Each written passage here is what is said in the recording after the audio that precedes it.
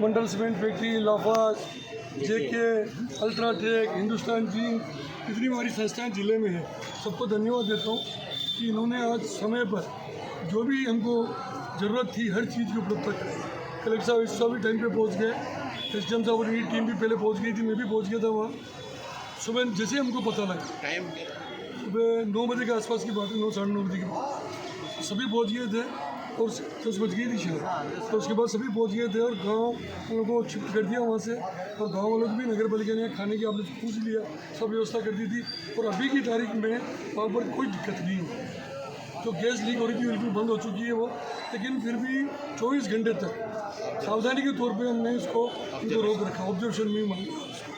तो मैं समझता हूँ कि इस तरह हमारे राजस्थान के हमारे मुख्यमंत्री भजन लाल जी, उनका भी फ़ोन आया, हमारे शिखर जी अग्रवाल साहब एसीएस, उनका भी फ़ोन आया, और सब चिंतित थे। पूरा प्रशासन इस काम में लगा हुआ था और समय पे। तो सबसे बड़ी बात है एक भी कैजुअलिटी नहीं हुई, एक भी जने को, तभी अभी हम 5-7 जने हैं उनसे कितने हुए? हाँ, तो 17 तो उन्होंने छोड़ दिए, 2 और 7 लोग वहाँ हैं। 24 लोग वो भी सरकारी कर्मचारी हैं। 17 और 7 24 सरकारी कर्मचारी वो थे जो कोई चूना लेके आया, कोई गाड़ी में सरकारी कर्मचारी कितने, ग्रामीण कितने? नहीं, सरकारी कर्मचारी है सारे, ग्रामीण नहीं है, काम कर रहे थे, पहले पहुंचे थे।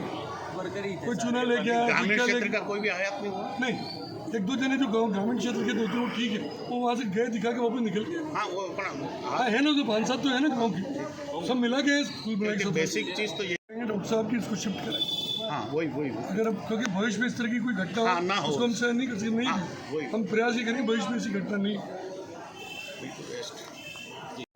ये नगर परिषद का, नगर पालिका का जो एरिया है, इसमें ये सीवर ट्रीटमेंट प्लांट है और इसमें क्लोरीन गैस होती है। उसका लगभग 1000 किलो का सिलेंडर था। उसमें मॉर्निंग में थोड़ी बहुत लीकेज जब डिटेक्ट हुई, 9 बजे के आसपास इन्फॉर्मेशन आई, टीमें वहाँ पहुँची। गैस के ऊपर एक वॉल्व होता है, वो वॉल्व से वहाँ से गैस रिजर्व हो रही थी। और ऐसे में जब सूचना मिली तो अपने पास, क्योंकि गैस के रिसाव एक ऐसी चीज़ होती है, 2019 से काम कर रहा है ये प्लांट, और ऐसे ही ये पहला इंसिडेंट रिपोर्टेड हुआ।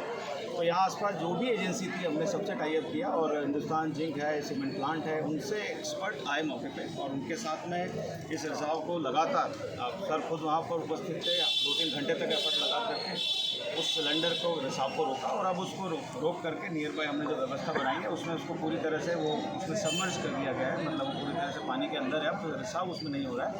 तो जैसा आपको बताया, उसको प्रिकॉशन के रूप में लोगों को यहाँ रखा गया है, ताकि अगर कोई ऐसी उसमें छोटी मोटी गैस रह जाती है तो प्रोटोकॉल अपन वायलेशन नहीं करें। जहाँ तक आपने पूछा कि उसमें ये शिफ्टिंग और वो वाली बात है, तो निश्चित रूप से ये टेक्नोलॉजी में इसमें अब काफ़ी सुधार हो गया, क्लोरीन के बिना भी होता है, तो वो सारी चीज़ें एक्सप्लोर करेंगे। परंतु अभी प्राथमिकता ये है कि इस नॉर्मल को स्थापित कर दिया जाए और लोगों को वापस से वहाँ पहुँच दिया जाए। तो एरिया को कॉर्डन कर दिया गया है। आपके माध्यम से भी मैं यही सबसे अपील करना चाहूँगा कि ऐसी कोई स्थिति नहीं है। हॉस्पिटल में वर्तमान में 7 पेशेंट हैं और सभी जो हैं वो केवल ऑक्सीजन के लिए आए हुए हैं। अदरवाइज उनमें से 6 पेशेंट तो पहले ऐसे आए जो सीधा ओपीडी करके निकल गए थे। बाकी 7 पेशेंट उसके पहले थे और 7 और जो है वो अभी हैं।